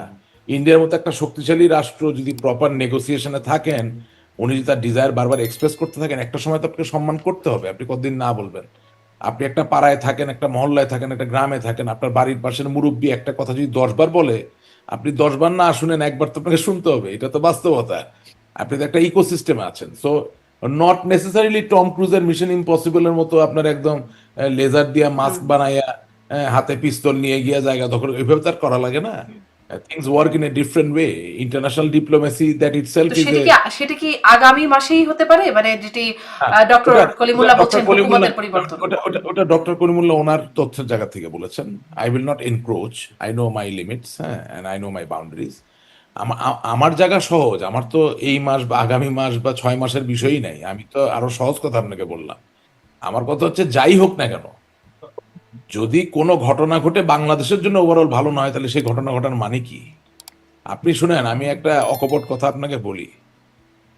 আমার বয়স যদি 80 বছর হয়ে থাকে, 90 বছর হয়ে যেয়ে থাকে, আর আমি এই যে বাচ্চা ছেলে যারা এগুলা করতেছে, যেটা ডক্টর নাজমুল হাসান বললেন যে চিন্তা করে, মানে এক একটা ট্র্যাপ তৈরি করে করে বা একটা ডিজাইন করে যে কাজগুলা করতেছে, তার সাথে কতক্ষণ আমি ফাইট করব? একটা তো সমাজে একটা মানে বয়স অবস্থানের ব্যাপারও তো থাকে। তো আমাদের প্রিপেয়ার্ডনেসটা কি? বারবার কিন্তু আমরা এগুলোকে পার্টিজান করে ফেলতেছি। আমরা তো পার্টিজান করতে পারি না। আপনি আজকে কথার কথা বলছি, যেমন ধরুন ঢাকা শহর থেকে একটা অভিনেতা অভিনেত্রী ঢাকা শহরে থাকছে না যারা প্রথিতযশা ভালো, মানে ট্যালেন্টেড, সব আমেরিকা কানাডা এসে, কেন অস্ট্রেলিয়া চলে আসতেছে বলেন তো? কেন? কোথায় Bangla channel? Because they are not feeling safe, they are not feeling, they don't feel that there is any security. ভালো ভালো লেখক যে যেখান থেকে সুযোগ পাচ্ছে বাংলায় লেখার কথা, বাংলাদেশে বসে সেটা ছাইরা তারা চলে যাচ্ছে এমন জায়গায় যেখানে বাংলার কোনো কারবার নাই, বিকজ নিরাপদ বোধ করছে না। তার মানে কি? তার মনে হচ্ছে are we prepared to save our country? প্রশ্নের উত্তরটা হচ্ছে আমার মনে হচ্ছে না এখনো, বাট এই সিদ্ধান্তগুলো তো নিতে হবে। সেটা নিতে গেলে আপনি শুধু নিজে নিজে আলাপ করলে, আমি আওয়ামী লীগ নিজে নিজে আলাপ করলে কি হয়? আমাকে তো অন্যের সাথেও কথা বলতে হবে। যুদ্ধ চলাকালীন সময় তো কথা চলে। হ্যাঁ, আপনার স্কাউট আছে, সাদা পতাকা, স্যার তো he is also a colonel in the Bangladesh territorial forces, হ্যাঁ, বাংলাদেশ ন্যাশনাল ক্যাডেট করে। আমি নিজে গুডউইল অ্যাম্বাসেডর ছিলাম। তো এখন ঘটনা হচ্ছে যে সাদা পতাকা এখনো আছে। এখন আছে, সাদা পতাকা, মানে যদি সাবেক অন্যরা না হয় তাহলে আমি আছি এখনো, তাই না? Thank you. অবশ্যই, অবশ্যই। তো সাদা পতাকা নিয়ে আপনি তো মেইল নিয়ে যাবেন, বার্তা নিয়ে যাবেন, আলাপ হবে, যুদ্ধবিরতি হবে, আবার আলাপ হবে, চলবে তো। প্রবলেম হচ্ছে যে ডায়ালগের জায়গাটা টোটালি থেমে গেছে। আমরা আমরা আমরাও যদি বলতাম ডক্টর নাজমুল হাসান কলিমুল্লাহকে যে আপনি আওয়ামী লীগ করেন না, ঠিক আছে, আপনি একজন শিক্ষাবিদ, আপনি একটা বিশ্ববিদ্যালয়ের ভিসি ছিলেন, ওকে, আপনি এই ম্যাটারটা আমাদের পক্ষ থেকে একটু অমুক লোকের সাথে আলাপ করেন। আমরা তো সেই মোডেও নাই। আপনি শুধু ফাইট করবেন সারাদিন রাত, এটা তো হয় না। আপনাকে তো আলাপ আলোচনা করতে হবে তো। আপনি মনে করেন, একদম দ্যাথিন কণ্ঠে বলতে চাই, আওয়ামী লীগের যেই কয়টা নেতাকর্মী কিছু হলেও জামিন পাচ্ছে, তাদের জন্য আল্লাহর কাছে দোয়া করি যাতে তারা এই অবস্থায় থাকুক। তারাও, এই বেচারারাও কিন্তু অন্ধকারে, একটু গোপনে, একটু অপরপক্ষ, মানে যিনি বাদী অর্থাৎ বিএনপির যিনি মামলাটা দিচ্ছেন, তার হাতে পায়ে ধরে কিন্তু একটা জায়গায় যে জামিনটা নিচ্ছেন। এখন এই বেচারা জামিন নিয়ে যখন একটু স্বস্তির নিঃশ্বাস ফেলছেন, আমি কি তাকে দায়ী করতে পারি? আমি কি বলতে পারি যে তিনি আওয়ামী লীগের সাথে বিশ্বাস, নো, নট এট অল, বিশ্বাসঘাতকতা করেন নাই। আচ্ছা, আপন প্রাণ বাঁচা। সম্মানীয় রাশেদ রহমান, এখানে আমি ছোট্ট একটু জি জি সাপ্লিমেন্ট কমপ্লিমেন্ট করি। জি। আমাদের সর্বজন শ্রদ্ধেয় সাবেক পরিকল্পনা মন্ত্রী হ্যাঁ মান্নান মহোদয়, হ্যাঁ তিনি সম্প্রতি তার সার্গোডিয়ান সতীর্থ যারা, তাদের সঙ্গে বসে কফি খেতে একটা ইটালিতে ঢুকেছিলেন। হুম, হঠাৎ করে পুলিশ এসে হাজির যে ভাই, আপনাকে আটক করতে হবে। কেন? যে আমাদের তরুণ তুর্কি লোকজন দেখিয়ে দিয়েছে যে আপনি একটা আওয়ামী লীগ নেতা, এখানে বসে কি করছেন, আপনার তো জেলে থাকার কথা। তো যাই হোক, সেখানে মাননীয় উপদেষ্টা কয়েকজন ছিলেন মন্ত্রী মর্যাদায় বর্তমান ক্যাবিনেটে, তারাও খুব অবাক যে কি ব্যাপার, পুলিশের খুব ইনসিস্ট করছে কেন। পরে বললেন যে তার নিরাপত্তার জন্য যদি তারা তাকে আটক করে নিয়ে না যান তাহলে এখানে মব হবে, মানে যারা আইন নিজের হাতে তুলে নিতে চান তারা এসে হাজির হবে। এবং পরে জানা গেল যে তাকে সসম্মানে তারা তার বাসায় পৌঁছে দিয়েছে, ওখান থেকে নিয়ে গেছে। এবং বাকি এখানে যারা ছিলেন, উপদেষ্টাদের সাথে বসে কফি খাচ্ছিলেন মান্নান মহোদয়, তাই বলছেন? হ্যাঁ, হতে পারবে না। কোন কোন উপদেষ্টা ছিলেন সাবেক এবং মানে সাবেক সরকারের ক্যাবিনেট সেক্রেটারি ছিলেন, স্যার, এবং আমি তাদের প্রত্যেকের নাম ঠিকানা পুলিশ লিখে নিয়ে গেছে, অ্যাজ ইফ একটু যে যদি পরে জানা গেল যে তিনি জামিনে আছেন। এখন একজন জামিন প্রাপ্ত ব্যক্তি, আদালতের নির্দেশে যাকে জামিন দেওয়া হয়েছে, তাকে তো আপনি নতুন করে আবার আটক করতে পারেন। করতে পারেন না। আমি একটু ওখানে ওনার সাথে সাপ্লিমেন্ট করি। মানে ধরেন ডেভিড বার্গম্যান, সারা হোসেন, ডক্টর কামর হোসেন, এগুলো তো খুব প্রচলিত নাম আমাদের কাছে, তাই না? এগুলো নিয়ে তো অনেক কিছু হয়েছে, তো হয়েছে না? তো এখন দেখেন, আপনি যেই মামলায় জামিন পান সেই মামলায় জামিন হয় না। আপনি হাইকোর্টে যেই মামলায় যেই বেঞ্চ জামিনের কথা শোনার কথা, সে ক্যাটাগরিক্যালি জামিনটা না শুনে, মানে শুনানিটা না করে রেখে দিচ্ছে দিনের পর দিন। এখন অথবা বিব্রত হচ্ছে। অথবা বিরোধ হচ্ছে। আর এই যে সারা হোসেন, হ্যাঁ, যাকে নিয়ে আপনার এত জল্পনা কল্পনা, এত কিছু অ্যান্টি স্টেট, হ্যান ত্যান সব চালালেন, এখন এই বেচারা যখন আপনার পক্ষে কথা বলে যে রাশেক রহমানকে জামিনটা দেওয়া দরকার, মান্নান সাহেবকে জামিনটা দেওয়া দরকার, ইঞ্জিনিয়ার মোশাররফ সাহেব বয়ঃপ্রাপ্ত একজন মুরব্বী মানুষ, ওনাকে জামিনটা দেওয়া দরকার, এটার মানে কি?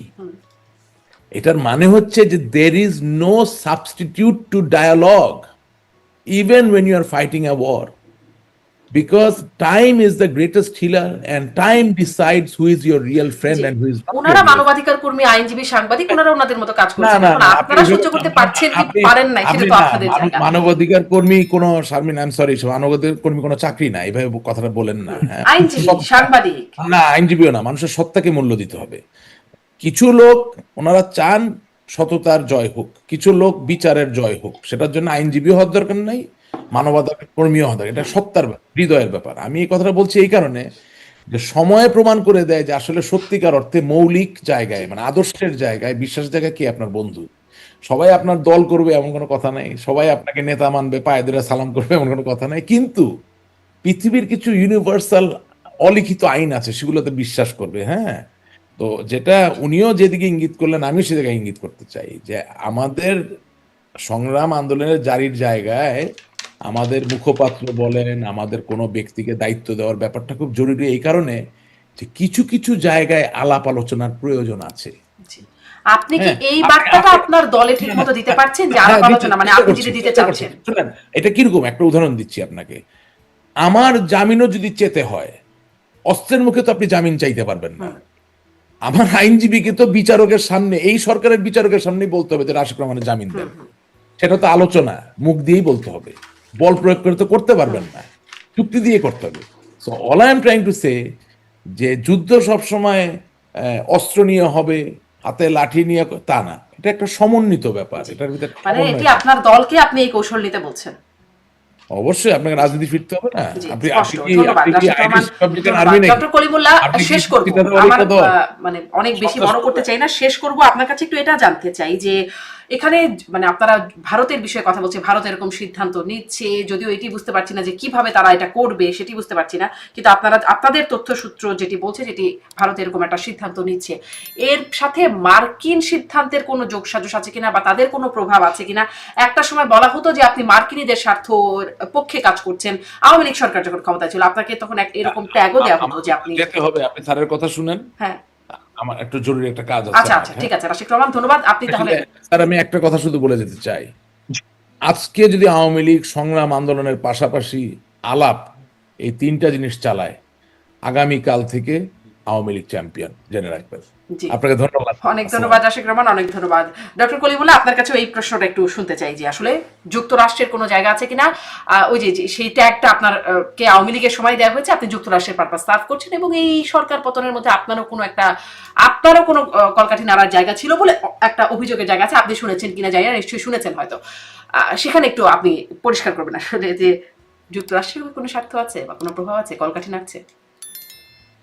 দেখুন, যুক্তরাষ্ট্র পরাশক্তি, এক কোয়াডের সদস্য বা মুরব্বী, ভারত তার সহভাগী দেশ।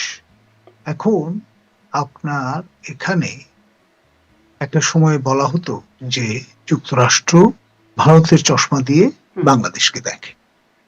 এখন বাইডেন অ্যাডমিনিস্ট্রেশনের সময় বলা হতে থাকলো যে তারা নিজেদের চশমা দিয়ে দেখতে শিখেছেন। ট্রাম্প অ্যাডমিনিস্ট্রেশন আসার পরে খেয়াল করে দেখেন, ডোনাল্ড লু, যিনি এক্সিকিউট করতেন এবং যিনি সরাসরি অনেক ক্ষেত্রে ভূমিকা পালন করতেন বলে ইমরান খান অভিযোগ করেছিলেন, পাকিস্তানের সাবেক প্রধানমন্ত্রী, তিনি দায়িত্ব থেকে অব্যাহতি পেয়েছেন। পল কাপুর তার জায়গায় স্থলাভিষিক্ত হয়েছেন। ফলে এখন পর্যন্ত আমরা জানি না পল কাপুর সেই আগের পলিসি পার্সু করছেন না নতুন একটা নির্দেশনা নিয়ে কাজ করছেন। সম্প্রতি রয়টারের বরাত দিয়ে যেটি বলা হয়েছে যে ট্রাম্প অ্যাডমিনিস্ট্রেশন জানান দিয়েছেন তার যতগুলো ডিপ্লোম্যাটিক আউটপোস্ট আছে সারা পৃথিবীতে সকল দেশে মান্যবর রাষ্ট্রদূত বা রাষ্ট্রদূত যারা আছেন তাদের বলে দেওয়া হয়েছে যে স্বাগতিক দেশে যেখানে তারা কাজ করছেন সেখানকার অভ্যন্তরীণ রাজনীতি এবং নির্বাচনের ক্ষেত্রে তারা কোনো মন্তব্য করবেন না। যদি স্টেট ডিপার্টমেন্ট তাদেরকে অনুমতি দেয় তাহলে বড়জোর জয়লাভের পরে কনগ্রেচুলেট করতে পারেন, দ্যাটস ইট। আগের মতো যে ম্যাডলিং এর যে ব্যাপারটা সেখানে মাথা ঘামানো চলবে না। তার মানে আপনার যুক্তরাষ্ট্র আগের জায়গাটাই নেই। খেয়াল করেন, স্পেস তো খালি থাকে না, সেই স্পেসটা কেউ না কেউ তো পরিপূরণ করবে। কোয়াডের সদস্য হিসেবে ভারতের একটা লেভারেজ আছে এবং সেটাই আমরা অনুমান করছি। ঠিক, তাহলে সহজ করে আরেকবার একটু বলবেন, মানে অনেক কিছু বললেন তো একটু মনে বুঝতে অসুবিধা হচ্ছে, সহজ করে একটু বলবেন যে যুক্তরাষ্ট্র তাহলে কি চাইছে? শেখ হাসিনা ফিরে যাক এরকম, মানে তাদের কি কোনো চাওয়া আছে, তাদের কোনো অবস্থান আছে? যুক্তরাষ্ট্র আপনার ব্রডলি ওয়েস্টার্ন লিবারেল যে প্যান্থিয়ন সেই পার্সপেক্টিভে দেখলে তারা অবশ্যই একটি ইনক্লুসিভ এলিমেন্ট এখানে জারি দেখতে চান।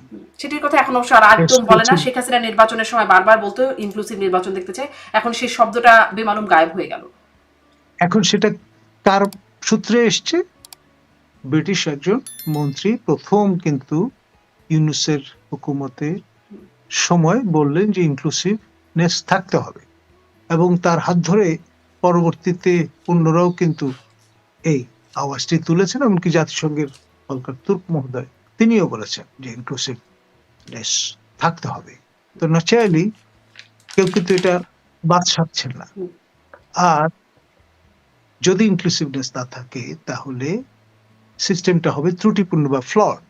সেটি তো কাম্য হতে পারে না। এতগুলো তরতাজা প্রাণ চলে গেল, তারপরেও যদি গণতন্ত্র সমুন্নত রাখা না যায়, প্লুরাল স্পেস স্ট্যাবলিশ করা না যায়, তাহলে তো আমরা যেইতে বেরিয়েছিলাম সেইতে বেরিয়ে রয়ে গেলাম একই মুদ্রার পিটক। সেটা তো আর শেষ প্রশ্ন একদম এক লাইনে যদি একটু বা দুই লাইনে যদি বলেন, ইউনূস হুকুমতের পরিবর্তন আপনি বলছেন আগামী মাসেই হয়তো একটা আভাস দিচ্ছেন, এটি কিভাবে হতে পারে? এটির পেছনে কারণ? আমাকে একজন প্রমিনেন্ট জারিস্ট, আমি নাম বলবো না, তিনি বলেছেন যে জুলাই মাস এই হুকুমতের, অগাস্ট আমাদের। যিনি ডেফিনেটলি যারা ক্ষমতায় ছিলেন তাদের রাজনীতিতে বিশ্বাসী। আচ্ছা আচ্ছা, ঠিক আছে, দেখা যাক আসলে কি হয়। অনেক ধন্যবাদ ডক্টর নাজমুল হাসান কলিমুল্লাহ, যুক্ত হলেন। অনেকগুলো সম্ভাবনা বা অনেকগুলো সম্ভাবনা বলবো না, অনেকগুলো পূর্বাভাসের বিষয় আপনি বললেন, সেটি আসলে কতটুকু কি হয় সেটিও দেখার। জুলাই অভ্যুত্থান যার মধ্য দিয়ে ১.৫ দশক ধরে ক্ষমতায় থাকা আওয়ামী লীগ সরকারের পতন হয়, সে সময় রাজনৈতিক দলগুলোকে সম্মুখ সারিতে দেখা না গেলেও পরবর্তী সময়ে এর কৃতিত্বের দাবি করতে দেখা গেছে। তাদের ভূমিকা কতটা ছিল সেটা নিয়ে বিশ্লেষকসহ অনেকের মধ্যেই প্রশ্ন রয়েছে। আন্দোলনে অংশ নেওয়া বেসরকারি বিশ্ববিদ্যালয়ের শিক্ষার্থী নুসরত জাহান টুম্পা ৩১ জুলাই নিজ প্রতিষ্ঠানের একজনকে বাঁচাতে প্রাণপণ চেষ্টা করেন এবং পুলিশের গাড়ির সামনে দাঁড়িয়ে ভাইরাল হয়েছিলেন। তিনি বিবিসিকে বলছিলেন তিনি নিজের পাশে কোনো দল বা সংগঠন দেখেননি, আশেপাশের সবাইকে সাধারণ শিক্ষার্থী, জনগণ ও সহযোদ্ধা হিসেবেই লিখেছেন, যাদের কোনো দলীয় ট্যাগ ছিল না। এখন যদি কোনো দল এসে একপাক্ষিকভাবে বলে যে এর মাস্টারমাইন্ড আমরা ছিলাম, আমাদের এই ক্রেডিট ছিল, এটা সম্পূর্ণ আমার কাছে হাস্যকর মনে হয়। কারণ সেই সময় আমার যে সহযোদ্ধা ছিল আমি দেখিনি তাকে বলতে যে আমি এই দলের বা ওই সংগঠন। তো আজকে এই পর্যন্তই, কিন্তু প্রশ্নগুলো এখানেই শেষ নয়। এই দেশ, এই রাজনীতি, এটা আমাদের সবার। আপনি, আমি, আমরা সবাই মিলে গড়ে তুলব সচেতনতার একটা মঞ্চ। আপনার ভাবনা, আপনার চিন্তা এবং আপনার মতামত আমাদের দরকার। তাই কমেন্টে লিখে জানান এই মুহূর্তে আপনি কি ভাবছেন এবং আপনি কোন দিকে তাকাচ্ছেন। রিপাবলিক অ্যান্ড পলিটিক্স কেবল খবর বা বক্তব্যের জায়গা নয়, এটা একটা ভিন্ন মতের প্ল্যাটফর্ম। এখানে প্রশ্ন করার সাহস আছে, সত্যের পেছনে ছুটে চলার স্পর্ধা আছে। চ্যানেলটি ভালো লাগলে অবশ্যই সাবস্ক্রাইব করে পাশে থাকুন, কারণ একটা ক্লিকেই হতে পারে হাজারো অন্ধকার ভেদ করে আলো খোঁজা শুরু। ফিরছি পরের পর্বে আরও খোলামেলা বিশ্লেষণ নিয়ে। সে পর্যন্ত সবাই ভালো থাকুন, সুস্থ থাকুন। আল্লাহ হাফেজ।